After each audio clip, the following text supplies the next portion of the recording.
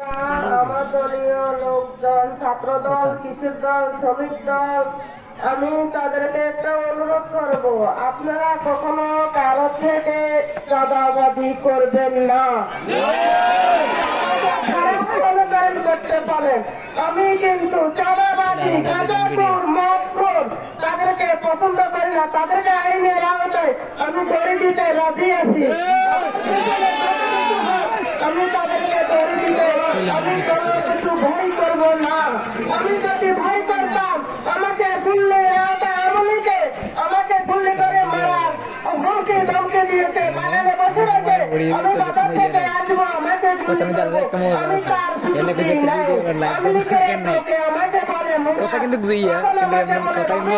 আপনি একটু পরে রাত্রে বাজারে যাই না করে থাকেন, আপনাকে আমাদের লোকজন কিছু আপনাকে গুলি করার জন্য আমাদের ভাইয়ের বাগানে বসে আছে। আমি তাদের মানছি, আমি গুলিকে কিছুকে ভয় পাই না, মৃত্যুকে ভয় পাই না। যদি মৃত্যুকে রাজনীতি করতে হয় আমি ভয় করি না। আমি তাদের কথা আওয়ামী লীগের কাছে মাথা নত করি নাই। এখনো আমার বাড়ির কাছে গাঁজাখোর, মদখোর, মালাখোর এখনো বর্তমানে আছে।